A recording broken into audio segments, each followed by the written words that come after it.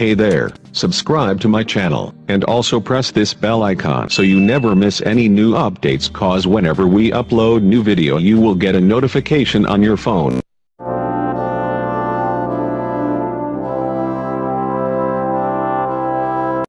You will hear a telephone conversation between two friends called Julie and Nick about cheap accommodation in the city of Darwin, Australia.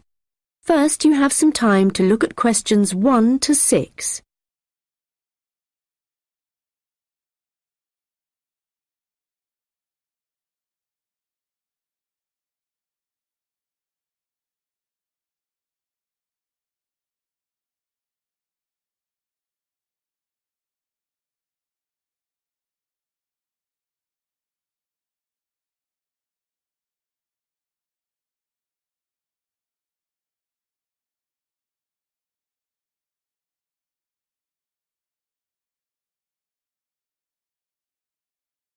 Hi Nick, it's Julie.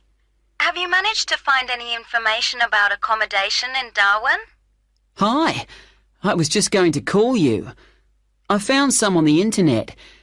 There are quite a few hostels for backpackers there.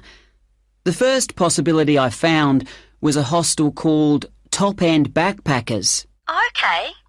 It's pretty cheap. You can get a bed in a dormitory for $19 per person. Private rooms cost a bit more, but we'll be okay in dormitories, won't we? Sure. So, that hostel has parking, though that doesn't really matter to us, as we'll be using public transport. Yeah. Are there any reviews on the website from people who have been there? Well, yes. They aren't all that good, though. Some people said they didn't like the staff. They had an unfriendly attitude. That's quite unusual in a hostel. Usually all the staff are really welcoming. That's what I thought. People said they liked the pool and the fact that the rooms had air conditioning. But the problem with that was that it was very noisy, so they were kept awake. But it was too hot if they turned it off, so they had to put up with it. Someone told me there's another hostel called Gumtree something. Gumtree Lodge. It costs a bit more, $45 a person. What? Oh, no, that's for private rooms. It's $23.50 for the dorms. That's more like it. It looks to be in quite a good location. A bit out of town and quiet, but with good transport and quite near a beach. Has it got a pool? Yes, and its own gardens. The reviews for that one are mostly okay, except for one person who said they couldn't sleep because there were insects flying around in the dormitories. Not for me then. And I'd rather be somewhere central, really. Right. There's a place called Kangaroo Lodge. They've got dorms at $22, and it's downtown, near all the restaurants and clubs and everything. So that should suit you. And it doesn't close at night. So there's always someone on reception? That sounds good. The only criticism I saw was that the rooms were a bit messy and untidy, because people just left their clothes and stuff all over the beds and the floor. Don't hostels usually have lockers in the bedrooms, where you can leave your stuff? Yeah, they do usually, but apparently they don't here. Still, hostels are never particularly tidy places, so that doesn't bother me. And the same person said that the standard of cleanliness was pretty good, and especially the bathrooms. They were excellent as far as that went. Right. Yeah, I reckon Kangaroo Lodge sounds the best. Me too. Quite a lot of people reviewing it said it was really fun there. Like every night everyone staying there got together and ended up having a party. So it sounds like it's got a really good atmosphere. Okay, let's go for that one. Before you hear the rest of the conversation, you will have some time to look at the questions 7 to 10.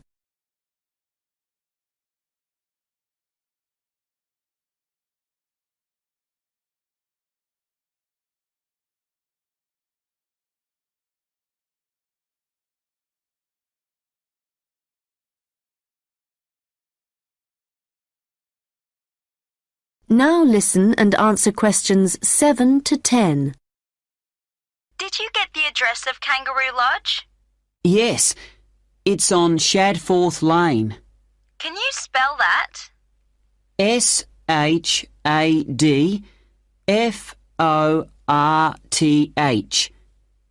It's near the transit centre, where the intercity buses and the airport buses drop you off. Cool.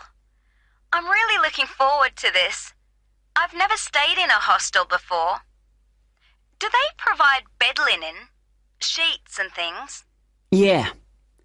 And you can usually either bring your own towel or hire one there, but they don't usually provide those for free. Okay.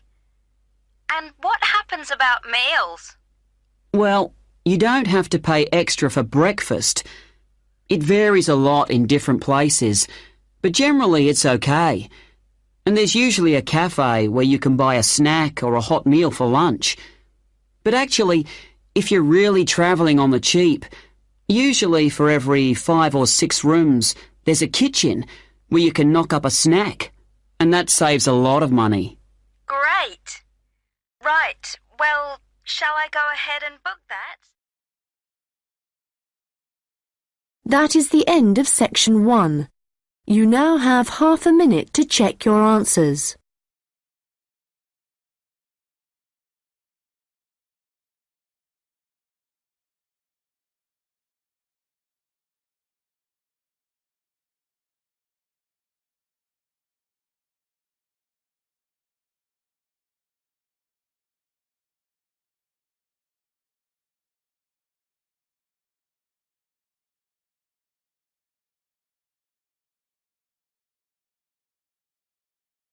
Now turn to section 2. You will hear a guide at an outdoor sculpture park talking to a group of visitors. First, you have some time to look at questions 11 to 16.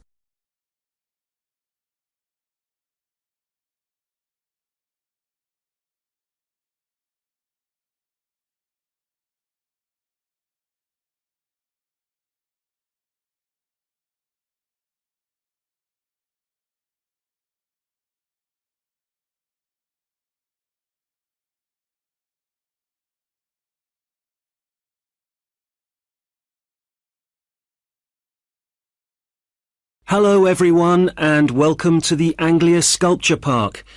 Right, well, the idea behind the sculpture park is that it's a place where works of art such as large sculptures and carvings can be displayed out of doors in a natural setting. As you'll have noticed when you drove here, most of the land around the park is farmland. The park itself belonged to a family called the De Quinces, who had made a lot of money from manufacturing farm machinery and who also owned substantial stretches of forest land to the north of the park. They built a house in the centre of the park, not far from where we're standing now, but this burnt down in 1980 and the De Quinces then sold the land. The Anglia Sculpture Park isn't the only one in the country. Several of the London parks sometimes display contemporary sculptures, and there are a couple of other permanent sculpture parks in England. But we're unique in that some of our sculptures were actually created for the sites they occupy here, and we also show sculptures by a wider range of artists than anywhere else in the country. For example, at present we have an exhibition by Joe Tremaine of what he calls burnt sculptures. These are wood and stone sculptures that he's carved and marked with fire to illustrate the ferocity and intensity of the forces that have shaped our planet over millions of years. They look really dramatic in this rural setting. To see some of the sculptures, you'll need to follow the path alongside the lower lake. We had to renovate this after the lake overflowed its banks a couple of months ago and flooded the area. The water level's back to normal now, and you shouldn't have any trouble. The path's very level underfoot. You should be back at the visitor centre at about 4 o'clock. If you have time, it's worth taking a look at the centre itself. It's not possible to go upstairs at present, as builders are working there adding another floor, but the rest's well worth seeing. The architect was Guy King. He was actually born in this part of England, but he recently designed a museum in Canada that won a prize for innovation in public buildings. If you want to get something to eat when you get back, like a snack or a sandwich, the terrace room is currently closed, but you can go to the kiosk and buy something, then sit on one of the chairs overlooking the lower lake and enjoy the view as you're eating. Before you hear the rest of the conversation, you will have some time to look at the questions 17 to 20.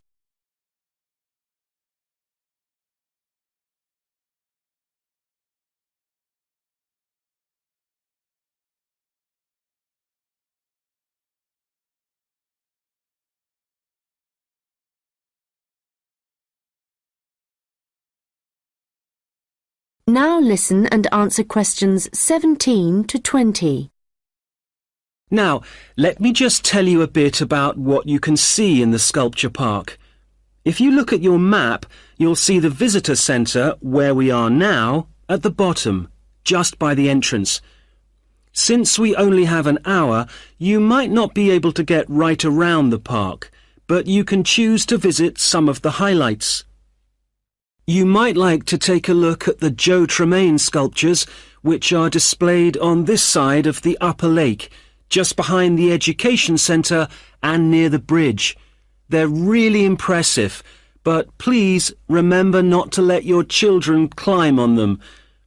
One of our most popular exhibitions is the Giorgio Catalucci bird sculptures. They're just across the bridge on the north side of the lower lake. I love the way they're scattered around in the long grass beside the lake, looking as if they're just about to take to their wings. You could also go to the garden gallery. It's on this side of the upper lake. From the visitor centre, you go to the education centre, then keep on along the path and you'll see it on your right. There's an exhibition of animal carvings there which is well worth a look. We also have the Longhouse. That's quite a walk. From here, you go to the bridge and then turn left on the other side. Soon you'll see a winding pathway going up towards the northern boundary of the park. Go up there and you'll find it at the top. They have some abstract metal sculptures that are well worth seeing if you have time. OK, well, now, if you... That is the end of section 2. You now have half a minute to check your answers.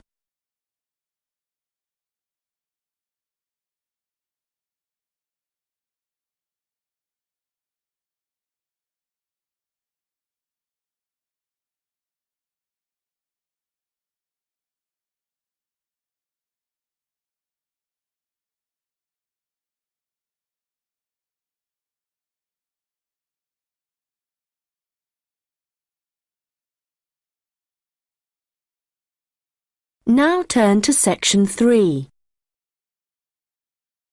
You will hear a first-year marketing student called Leo talking to a second-year student called Anna about his marketing report. First, you have some time to look at questions 21 to 26.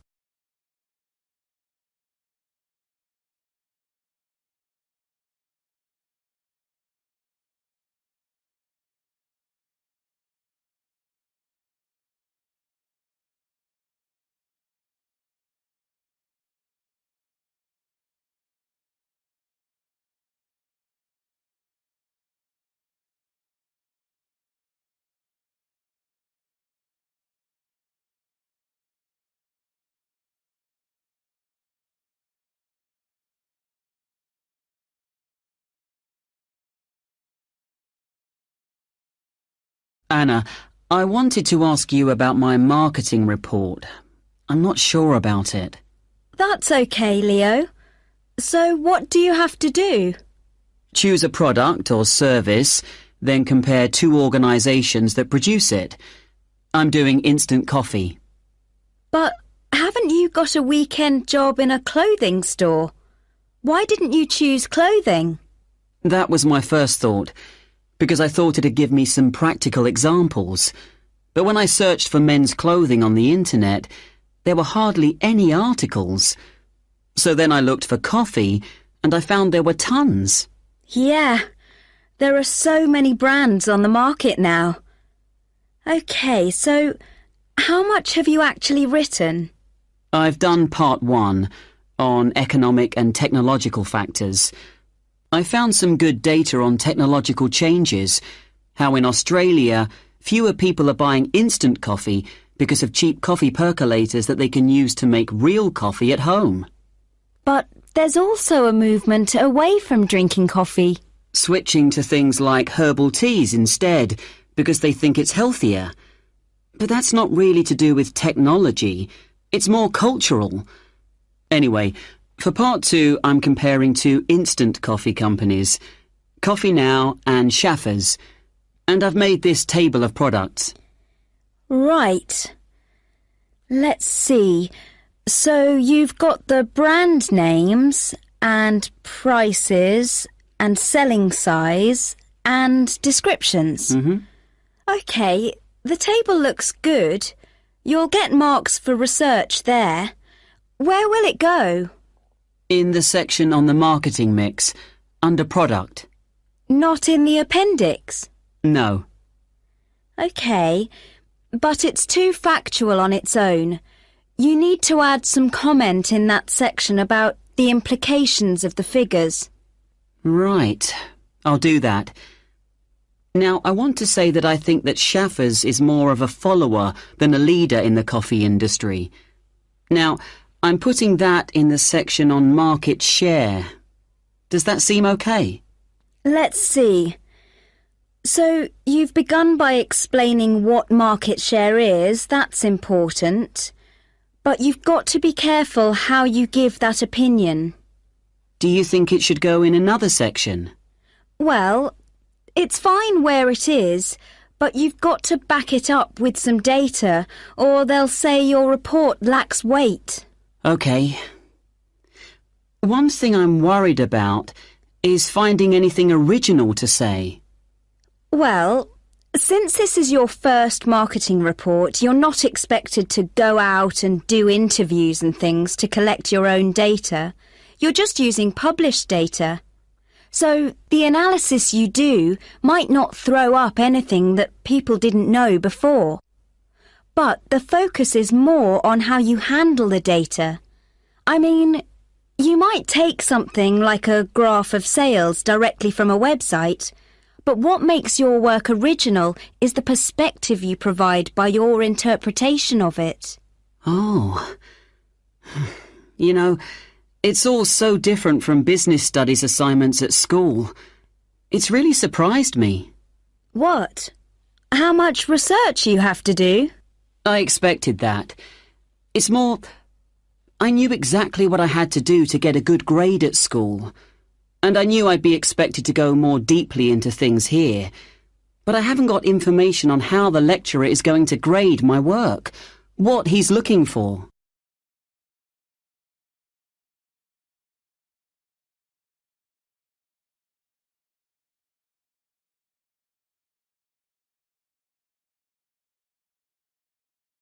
Now listen and answer questions 27 to 30. Well, one thing you have to remember is that in a marketing report, you've got to have what they call an executive summary at the beginning. I forgot that and I got marked down. Yeah, I've drafted it. I've got an overview. Have you got something about the background there? Yeah. Good. So, I've just made a summary of the main points. I wasn't sure whether or not I should have my aims there. No, that's too personal. The executive summary is just like what a manager would read to get a general idea of your report if he was in a hurry. Right. Then I'm okay for the first main part, all of the macro environment stuff. But it's when I get onto the problems section. I've listed all the problems that Coffee Now and Shaffers are facing. But then what? Well, you have to prioritise. So indicate the main problems, and then you analyse each one by connecting it with a theory. That's where your reading comes in. Okay. Have you done your implementation section yet? I've thought about it. So that's where I write about what could be done about the problems. Yes. And it's got to be practical, so don't forget to specify things like who would be involved, and the cost, and the order that things would be done in. Right. Well, that shouldn't take long. You'd be surprised. Actually, that's the bit that tends to get badly done because people run out of time. That and the conclusion. Oh, any hints for that? Well, it's got to draw out the main points from your report. So it's got to be quite general. You need to avoid introducing new stuff here. It's got to sum up what you've said earlier. Okay. Thanks, Anna. That's been a big help. That is the end of section 3. You now have half a minute to check your answers.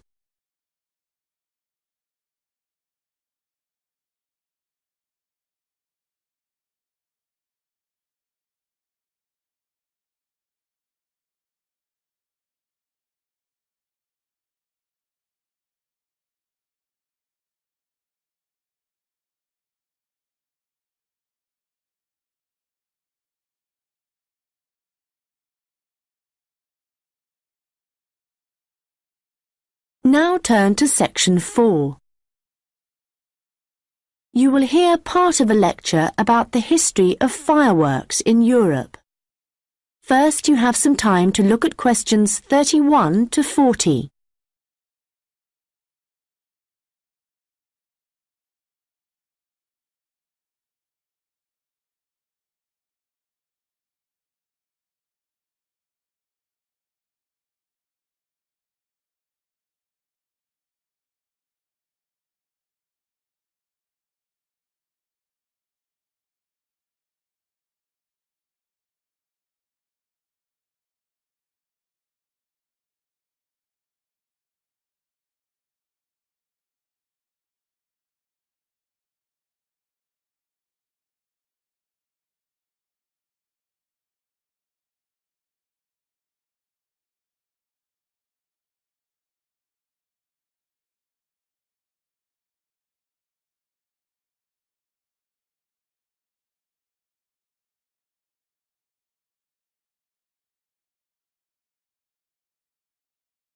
Now listen carefully and answer questions 31 to 40.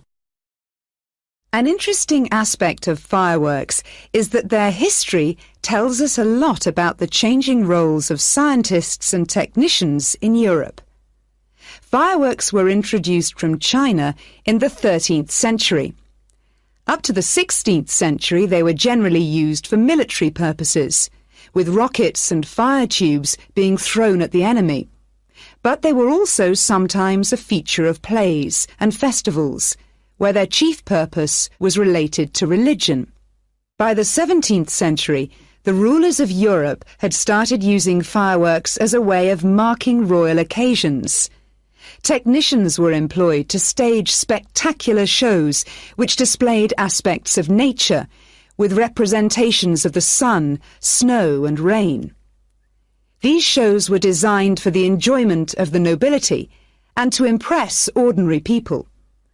But fireworks also aroused the interest of scientists, who started to think of new uses for them. After seeing one firework display where a model of a dragon was propelled along a rope by rockets, scientists thought that in a similar way humans might be able to achieve flight, a dream of many scientists at the time.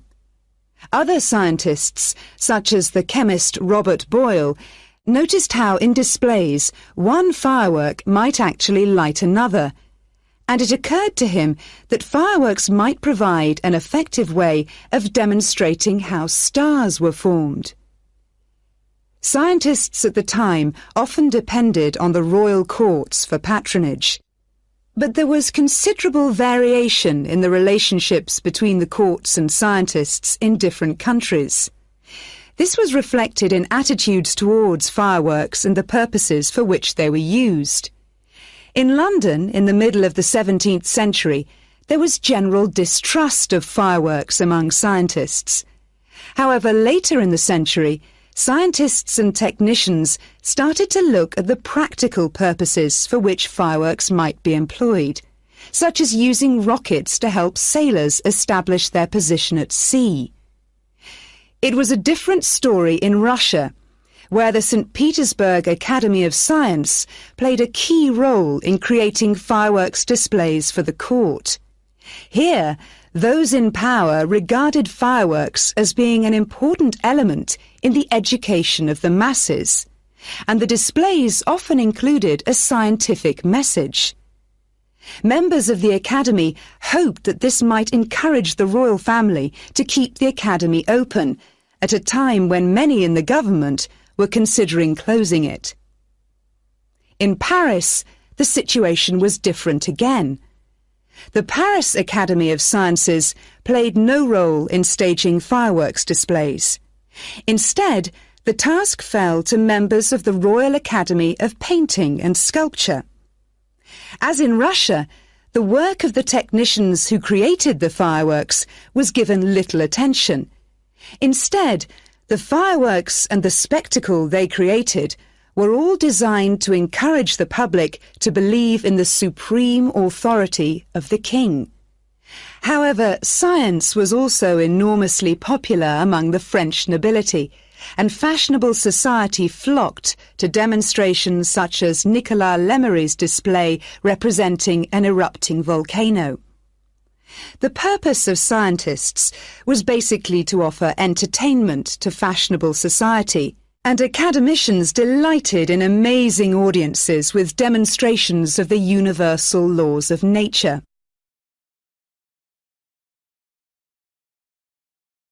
In the course of the 18th century, the circulation of skills and technical exchange led to further developments.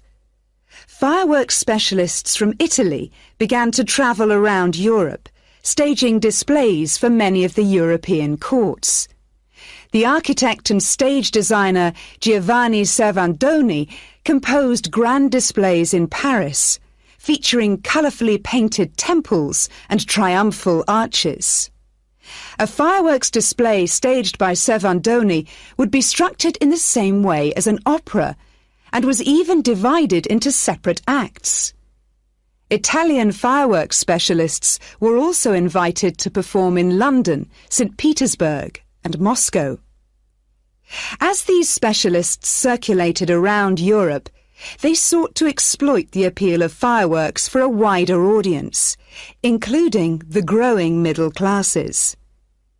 As in the previous century, fireworks provided resources for demonstrating scientific laws and theories, as well as new discoveries, and displays now showed a fascinated public the curious phenomenon of electricity.